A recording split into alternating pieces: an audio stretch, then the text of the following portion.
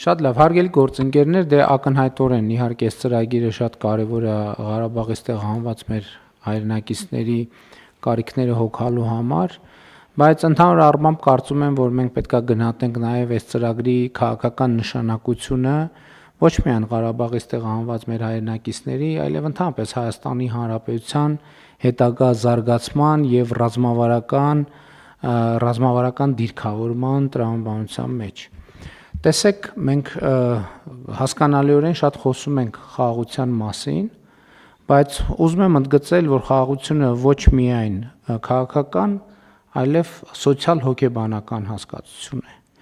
Ինչի համար եմ ասում, որովհետև ես ուզում եմ նաև կառավարության նիստում արձանագրել եւ նույնիսկ դատապարտել բոլոր այն միտումները, որոնց նպատակը Ղարաբաղից տեղահանված մեր հայրենակիցներին եւ ընդհանրապես հայ ժողովրդին պանդուխտի կարգավիճակում պահելն է։ Հասկանում եք, խաղաղությունը ինչ կապ ունի սա խաղաղության թեմայի հետ, որովհետեւ երբ որ մենք ասում ենք ընդհանրապես, երբ որ մենք խոսում ենք նրա մասին եւ մենք պետք է առերեսվենք, այս հատկապես հիմա դա շատ կարեւոր է անել։ Երբ որ մենք խոսում ենք վերադարձի օրակարգի մասին, նկատի ունենալով այն, ինչ հասկանալիորեն եւ ակնհայտորեն նկատի ունենք, մենք ըստ էության առաջինը չենք թողում, որ այդ մարդիկ խաղաղվեն եւ տնավորվեն։ Սա շատ կարեւոր է, որովհետեւ խաղաղությունը մենակ պայմանագիր չի։ Խաղաղությունն այն է, որ մարդը խաղաղվի, հասկանա, որ այն ճամպրուկը կապած վիճակում այդ չկա ավելի դաժան եւ տառապալի բան, քան սպասումը։ Բայց մենք որպես ժողովուրդ արդեն 100 քանի տարի է այդ սպասումով ենք ապրում եւ սա ուզում եմ ընդգծել էլի, սա կայսերական քաղաքականություն է։ Սա հակահայկական ապահայկական կայսերական քաղաքականություն է, որ մի խաղաղվեք, էսա կվերադառնաք կամ կվերադարձնենք, էսա ցեղասպանության միջազգային ճանաչում կլինի, էսա կվերադառնաք Վան, Մուշ, չգիտեմ, Կիլիկիա, եւ այլն եւ այդպես շարունակ։ Այս քաղաքականությունը ունի երկու նպատակ։ Առաջինը հայ ժողովրդին պահել պանդուխտի գիտակցության մեջ եւ երկրորդը թույլ չտալ, որ Հայաստանի Հանրապետությունը որպես պետություն կայանա, որովհետեւ այն երկիրը,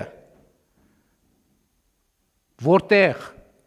իշխող սոցիալ հոգեբանությունը պանդուխտի սոցիալ հոգեբանությունն է, որ մենք ինչ որ միտեղ պետքա գնանք, այս այն տեղը չի, որտեղ մենք պետքա մնանք, այդ պետությունը չի կարա կայանա։ Եվ մենք անընդհատ առերեսվում ենք, մենք այդքան, տեսեք, մենք անկախության առաջին օրերից ի վեր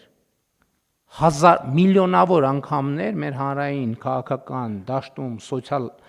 բանում, մամուլում, հետո երբ որ սոցիալական ցանցերը կային սոցիալական ցանցերում,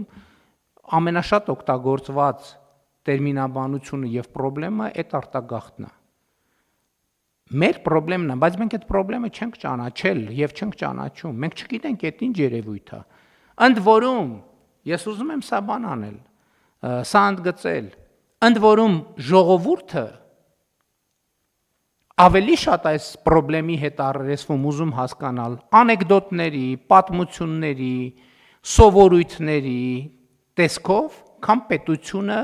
քան պայմանականորեն ասած էլիտար շրջանակները, որովհետև էլիտար, այսպես ասած, շրջանակները այդ process-ի մաս են, որովհետև էլիտար շրջանակները կայսերական քաղաքականության մաս են, գիտակցաբար թե անգիտակցաբար, լինելով այն մեխանիզմի գործողության մեջ, որի նպատակը էլ եմ ասում, Հայաստանի Հանրապետության որպես անկախ ինքնիշխան զարգացած ազատ պետություն կայացումը թույլ չտալն է։ Եվ սա սպառնալիք է Հայաստանի անվտանգության համար։ Այդ ժամանակ այդքան որ ասում են անվտանգություն, երկրորդ արտագաղթից հետո անվտանգությունն է։ Մենք մինչև հիմա չենք էլ հասկացել անվտանգությունը ինչ է։ ինչ բաղադրից, ինչ կոմպոնենտներից է ինքը բաղկացած, որովհետև ոչ մի համակարգ ինքը մի դետալից չի բաղկացած։ Ոնց որ ավտոմեքենա ասելով նկատի ունենանք անիվ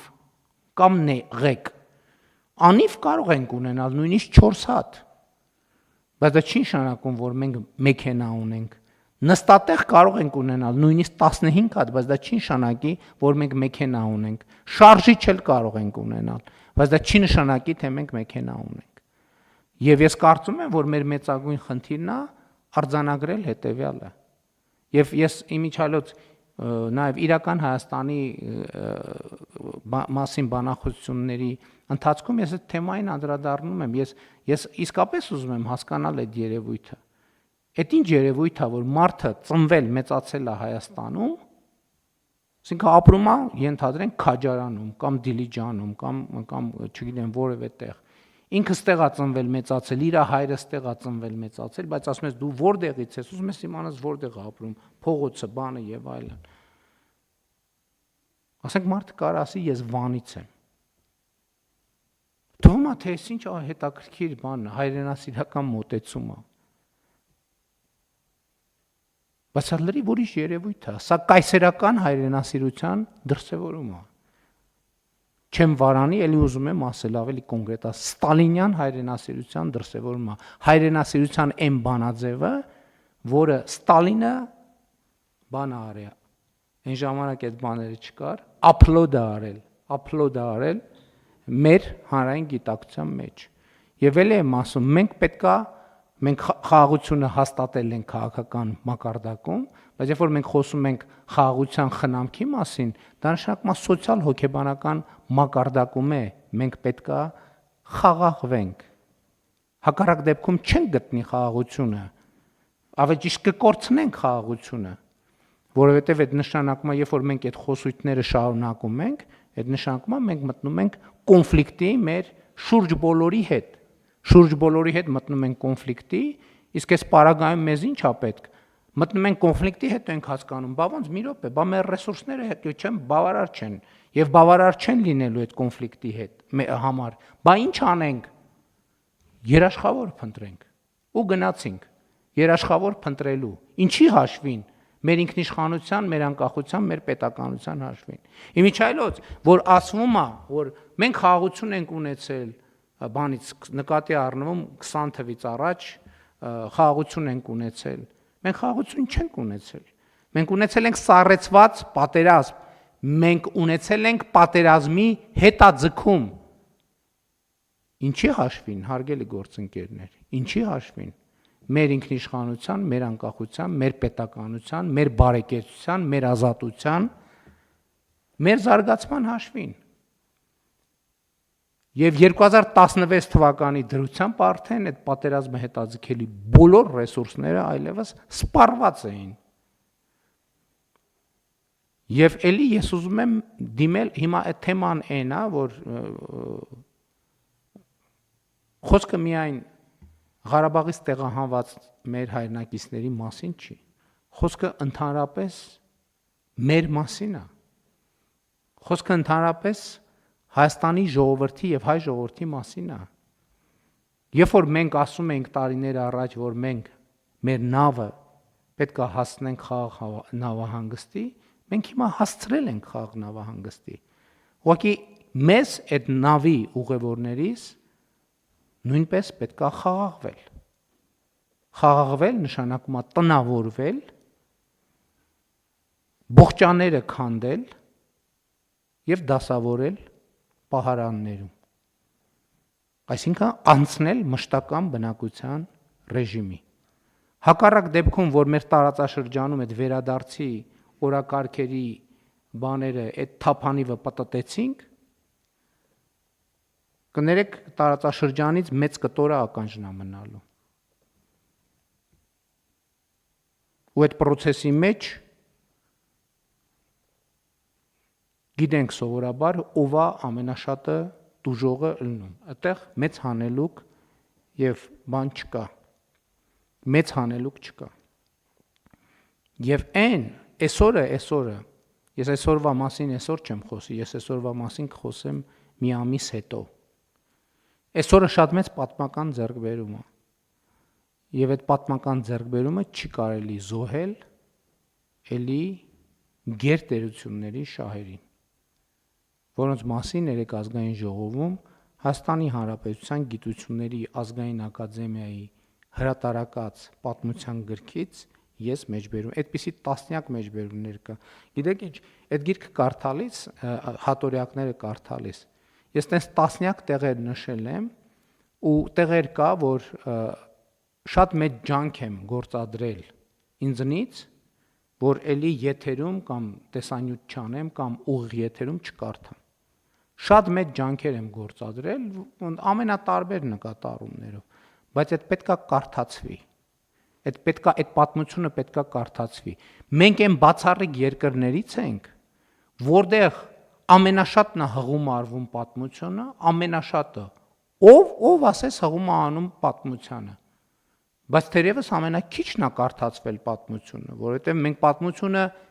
գիտենք, բայց գիտենք նենց ոնց որ հաղորդումներում, հարցազրույցներում եւ այլն մատուցվել է մեզ։ Ընդ որում ասեմ, այդ հատորյակում էլ ես երեք շնորհակալություն հայտնեցի, այսօր էլ եմ շնորհակալություն հայտնում,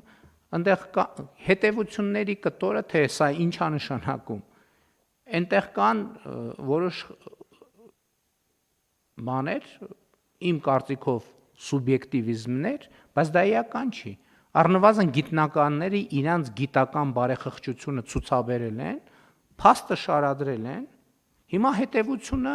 10-20 էջ փաստից հետո կես էջ հետևությունը հիմա ընթերցող այդ ինքը այդ հետևությունն է արել, բայց որև մեկին չի պարտադրվում այդ հետևությունը։ Ընդ որում այդ հետևությունն էլ ինքը բանավեճ է, որը շատ կարևոր է, այդ հետևությունը ընդհակառակը շատ ինքը բանավեճ է հարուցում եւ հնարավորություն է տալիս խոսել այդ մասին։ Եվ ելի եմ ասում, շատ կարևոր է, որ մենք արձանագրենք, որ խաղաղությունը մենակ պայմանագիր չի, խաղաղությունը նաև հոգեվիճակ է։ Խաղաղությունը սոցիալ հոգեբանություն է, որովհետև մենք երբ որ հասկանանք, որ մենք էլ տեղ չունենք գնալու, մենք հասել ենք այնտեղ, որտեղ առաջիկա հարյուրամյակներում եւ հազարամյակներում այս պետության տարածքում մենք եւ մեր սերունդները ապրելու ենք, այ խաղաղությունը է դա։ Այդ պահին է գալու խաղաղություն։ Եվ այս սոցիալ հոգեբանությունն է, որ երաշխավորելու է խաղաղությունը։ Եվ այս է պատճառը, որ ես երեք ազգային ժողովի ամբիոնից ասացի, որ Հայաստանի Հանրապետության ժողովուրդն է երաշխավորը խաղաղության։ Եվ այս ծրագիրը իհարկե ինքը մենք հիմա շատ նայում ենք անդադ տնտեսական բանի, քառակուսի մետրի, դրամի եւ այլնի, որը իհարկե շատ կարեւոր է։ Հանապազորյա խնդիրն է, որը մենք պետքա լուծենք, բայց շատ կարևոր է, որ այս հարցերի քաղաքական խորքը մենք հասկանանք եւ գիտակցենք։ Եվ լավ առիթ է սրա մասին խոսելու։